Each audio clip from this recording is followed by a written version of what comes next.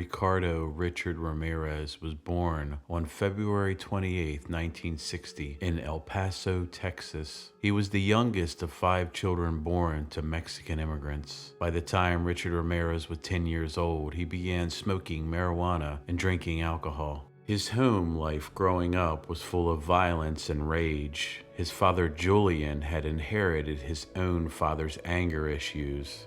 He was also known to get so angry he would repeatedly smash his own head into the wall until he was knocked unconscious. Richard Ramirez would escape from his father's violent outbursts by running away from home and sleeping in the local graveyard. By the time that Richard Ramirez was 12 years old, his older cousin, Miguel Ramirez, had taken Richard under his wing and started to become a heavy influence in Richard Ramirez's life. Miguel Ramirez was a former Green Beret who saw combat in Vietnam. His cousin would confide in the young Richard Ramirez, discussing with him at great lengths the atrocities that he had committed during his time in the United States Army during the Vietnam War. Miguel would brag to Richard about his brutal war crimes and shared Polaroid photos which showed Vietnamese women being sexually assaulted, murdered, and dismembered or decapitated, all at the hands of Miguel Ramirez. Little did Richard Ramirez know, but his cousin was himself a serial killer, and he was grooming the young 12-year-old Richard Ramirez into being a twisted, sadistic killer himself. Rather than being repulsed, Richard found his cousin's stories and pictures quite fascinating. Miguel Ramirez also taught his young cousin his military skills. He taught him how to kill with stealth and to stay hidden in the darkness under the cover of night. On May 4th, 1973, Richard Ramirez witnessed a domestic dispute between his cousin Miguel Ramirez and his wife Jessie. Miguel shot her in the face with a handgun, killing her. Richard Ramirez would later say that witnessing the murder was not traumatic for him at all, but rather fascinating. This would awaken the monster within a young Richard Ramirez. On April 10th, 1984, Richard Ramirez would let that monster out and become one of the most twisted and sadistic serial killers in United States history. 9-year-old Mei Ling was with her 8-year-old brother looking for a lost $1 bill when Richard Ramirez approached the little girl and told her to follow him into the basement of her apartment building to find it. Ramirez proceeded to beat, strangle, and sexually assault the 9-year-old before stabbing her to death with a switchblade. Ramirez would then hang the little girl's partially nude body from a pipe by her blouse. On June 28, 1984, Richard Ramirez broke into the Glassell Park, Los Angeles apartment of 79-year-old Jenny Vincal and murdered her. Ramirez stabbed her repeatedly in the head, neck, and the chest while she was asleep in her bed. The attack was so brutal that her throat was slashed so deep that she was nearly decapitated. On March 17, 1985, Richard Ramirez shot 22-year-old Maria Hernandez in the face outside of her home in Rosemead, California. She survived when the bullet ricocheted off of the key she held in her hands as she blocked her face from the attack.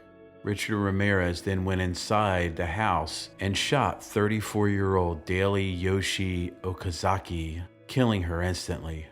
Ramirez left the scene, and within an hour, he pulled 30-year-old Veronica Yu out of her car in Monterey Park, shooting her twice with a .22 caliber handgun. She died from her wounds. The news of the murders would reach the news media, who described the attacker as curly-haired with bulging eyes and wide-spaced, rotting teeth. They would call him the walk-in killer and the Valley Intruder. On March 27, 1985, at around 2 a.m. in the morning, Richard Ramirez entered a home just outside of Whiter, California, and shot 64-year-old Vincent Zazara in the head while he slept, killing him instantly. His wife, 44-year-old Maxine Zazara, was awakened by the gunshot. Richard Ramirez beat her and bound her by her hands. While Ramirez ransacked the bedroom, Maxine escaped her bonds and retrieved a shotgun from under the bed. Not knowing that the shotgun was not loaded, she pulled the trigger. This sent Ramirez into a rage, and he shot her 3 times, killing her. But his sick rage would not stop there. Ramirez grabbed a large carving knife from the kitchen. He then proceeded to mutilate her body by cutting an inverted cross into her chest, and he removed her eyes and placed them in a jewelry box. He also attempted to have sex with her dead body. Richard Ramirez took the jewelry box with her eyes. He kept it at his apartment as a twisted souvenir. On May 14, 1985, Ramirez entered the home of 66-year-old Bill Doy and his disabled wife, 56-year-old Lillian. Richard Ramirez surprised Bill Doy in his bedroom, shooting him in the face. Bill Doy later died of his injuries while in a hospital. After shooting Bill Doy, Ramirez entered Lillian's bedroom. He bound her with thumb cuffs, sexually assaulted her, and left. On the night of May 29, 1985, Ramirez entered the home of 83-year-old Mabel Bell and her disabled sister, 81-year-old Florence Lang. Ramirez bound both women, then used a hammer to bludgeon Bell and her sister Lang. Richard Ramirez also used an electrical cord to shock the women. After sexually assaulting Lang, Ramirez used Bell's lipstick to draw the satanic pentagram symbol on the woman's thigh, as well as drawing them on the walls of the bedroom. Bell and Lang were found 2 days later. They were alive but critically injured from the vicious attack. Mabel Bell died of her injuries. 1 day later in Burbank, California, Richard Ramirez sneaked into the home of 42-year-old Carol Kyle. He bound Kyle and her 11-year-old son with handcuffs before searching the house for things to steal. After sexually assaulting Carol Kyle, Ramirez told her not to look at him or that he would cut her eyes out. He fled the scene soon after, leaving the mother and child bound in handcuffs, scared out of their minds. Paranoia was quickly setting in to the residents of California, and people were scared. No man, woman, or child was safe, and the police still didn't have any suspects who were committing these heinous crimes. The news media was now referring to the walk-in killer and the Valley Intruder as the Night Stalker. On the evening of July 2, 1985, Ramirez broke into the home of 75-year-old widower Mary Cannon. He bludgeoned her with a lamp while she slept, then stabbed her to death. On July 5, 1985, Ramirez broke into the Sierra Madre home of 16-year-old Whitney Bennett. He bludgeoned her with a tire iron as she slept in her bed. Ramirez tried to strangle Bennett with a telephone cord. Bennett miraculously survived this vicious attack. She needed 478 stitches to close the lacerations to her scalp from the tire iron.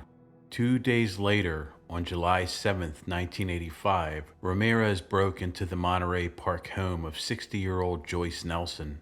As she slept on her living room couch, Richard Ramirez stomped on her face repeatedly until she was dead.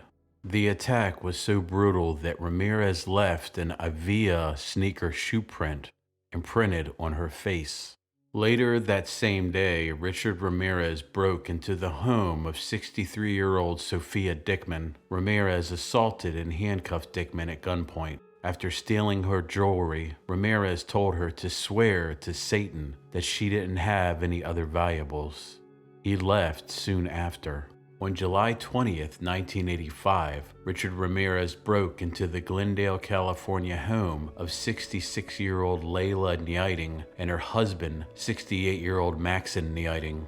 While the couple slept in their bed, Ramirez hacked them with a machete, then shot them. Once again, the sadistic Ramirez mutilated their bodies with the machete before searching the home for valuables.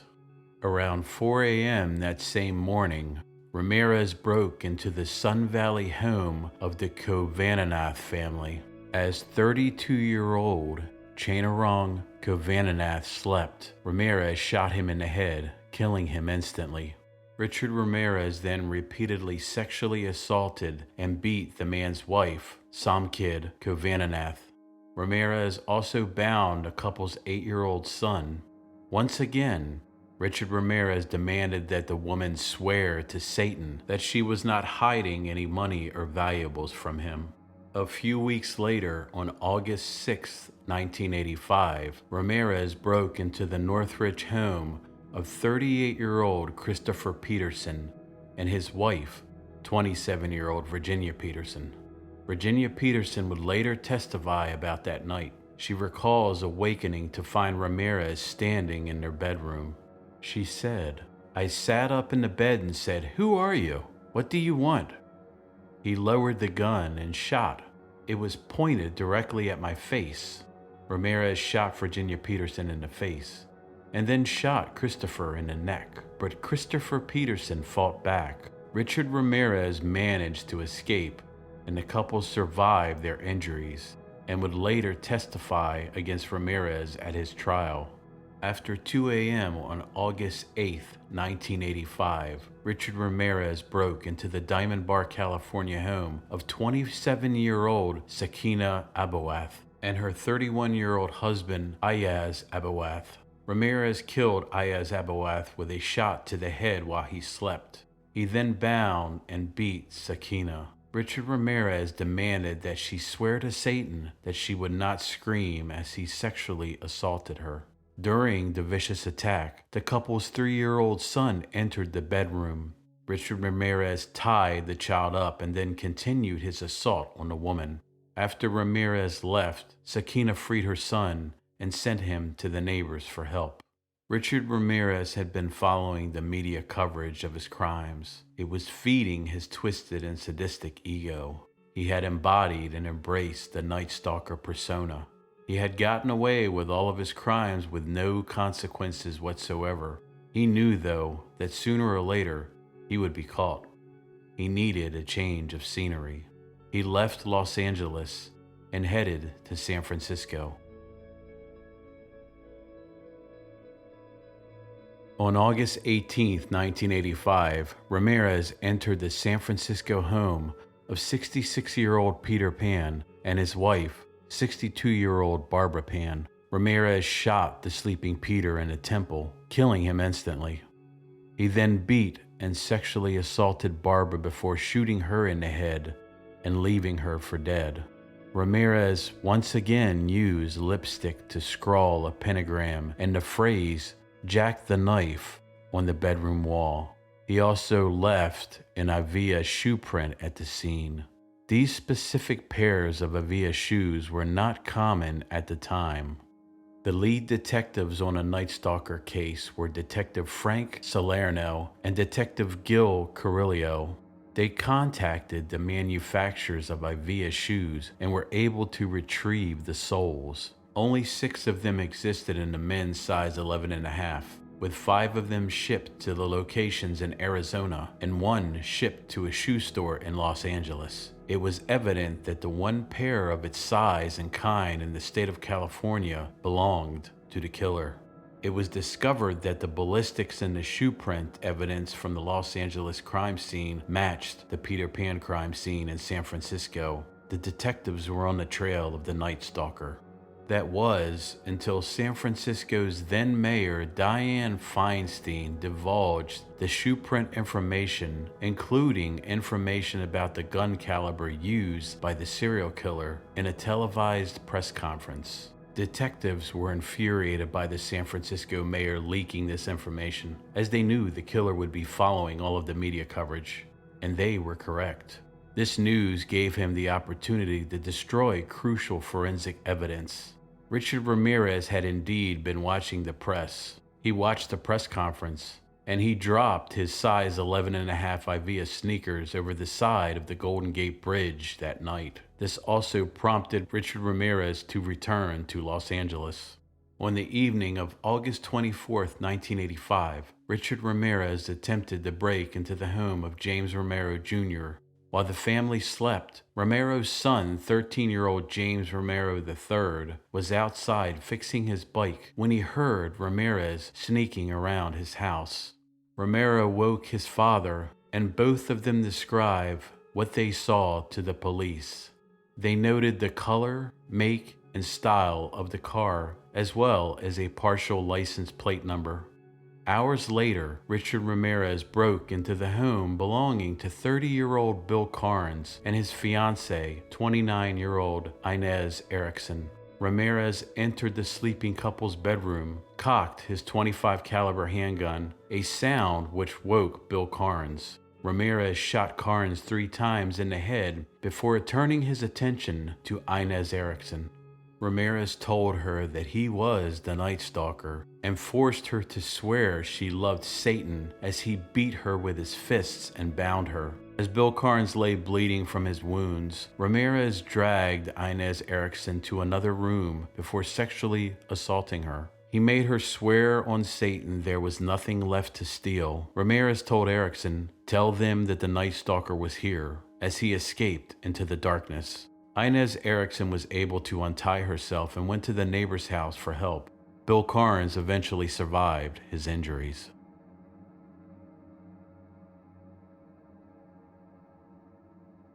Inez Erickson was able to give a detailed description of the assailant to detectives working the Night Stalker case. They also obtained a cast of Ramirez's footprint from the Romero house that he had tried to break into earlier that evening.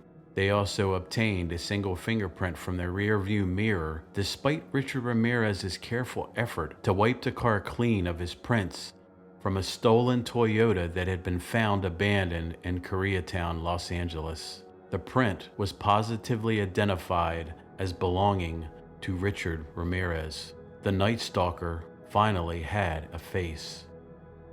On August 29, 1985, law enforcement officials decided to release a mugshot of Richard Ramirez from a 1984 arrest. At the police press conference, detectives stated, "We know who you are now, and soon everyone else will. There will be no place you can hide." On August 30th, 1985, Richard Ramirez took a bus to visit his brother in Tucson, Arizona. Ramirez was unaware that he had become the lead story in every newspaper and television news program across the state of California. On the morning of August 31st, 1985, Richard Ramirez returned to Los Angeles. Police were staking out the bus terminal in hopes of catching the killer trying to flee. Ramirez walked right past the police and walked into a convenience store in East Los Angeles. A group of elderly Hispanic women started to call him El Matador, which in Spanish means the killer. Ramirez then saw his face on the front page of the La Opinion newspaper with a headline calling him Invasor Nocturno, which translates to the Night Invader. This caused Richard Ramirez to flee the store in panic. After running across the Santa Ana freeway, Richard Ramirez attempted to carjack an unlocked Ford Mustang, but was immediately pulled out of the car by Faustino Pinon. Ramirez then ran across the street and attempted to take keys from Angelina De La Torre. The woman's husband, Manuel, intervened and struck Ramirez over the head with a fence post as he ran away. A group of over 10 residents chased Ramirez down Hubbard Street in Boyle Heights. The mob of citizens caught Richard Ramirez and severely beat him. Police quickly arrived and found a severely beaten Richard Ramirez cowering. They took him into custody. The crowd grew to several hundred people and was becoming unruly towards the now bandaged Ramirez, who sat in the back of the police car. The monster had finally been caught. On July 22, 1988, jury selection for the Night Stalker trial began. It became a media circus. At his first court appearance, Richard Ramirez raised a hand with a pentagram drawn on it and yelled, "Hail Satan." According to the Los Angeles Times, it was reported that jail employees overheard Richard Ramirez planning to shoot the prosecutor of this case. Ramirez intended to have a weapon smuggled into the courtroom. A metal detector was installed outside of the courthouse, and intensive searches were conducted on people entering. On August 14th, one of the jurors, Phyllis Singletary, was found murdered in her apartment. This would cause widespread panic amongst the jury. Many thought that Richard Ramirez had somehow directed this homicide from inside of his jail cell. It was ultimately determined that she was shot and killed by her boyfriend, who later took his own life with the same weapon in a hotel. During the trial, Richard Ramirez acted as if he was a celebrity. He would show up in court wearing dark aviator sunglasses and acknowledge the various females who had come to court to see him. He smirked and smiled with total disregard to why he was even there. On September 20th, 1989, Richard Ramirez was convicted of all 43 charges. He was guilty on 13 counts of murder, 5 attempted murders, 11 sexual assaults, and 14 burglaries. During the penalty phase of his trial on November 7, 1989, he was sentenced to death in California's gas chamber. He told reporters after the death sentence, "Big deal. Death always went with the territory. See you in Disneyland." The judge who sentenced Richard Ramirez, Superior Court Judge Michael Tynan, stated that Richard Ramirez's actions displayed cruelty, callousness, and a viciousness beyond any human understanding. The judge also pointed out Ramirez's obscene gouging out of the eyes of his victims and leaving pentagrams and satanic symbols at various crime scenes. In his signature dark sunglasses, Richard Ramirez addressed the court. He stated, "I don't even know why I'm wasting my breath, but what the hell? For what is said of my life, there have been lies in the past and there will be lies in the future. I don't believe in hypocritical, moralistic dogma of this so-called civilized society. You don't understand me. You are not expected to. You are not capable. I am beyond your experience. I am beyond good and evil. I will be avenged.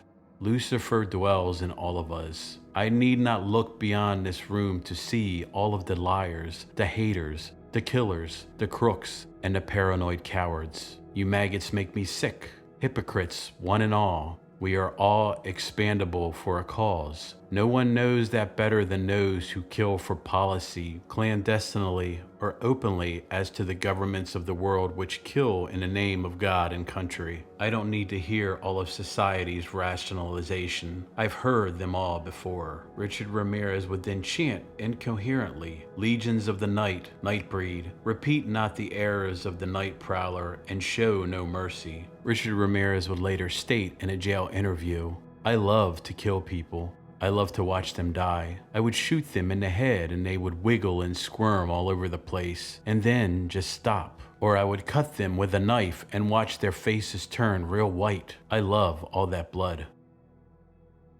During his trial, Richard Ramirez would attract a cult of females that seemed to be mesmerized by the satanic serial killer. According to the El Paso Times, hundreds of young women visited the San Quentin State Prison to see and converse with the notorious serial killer.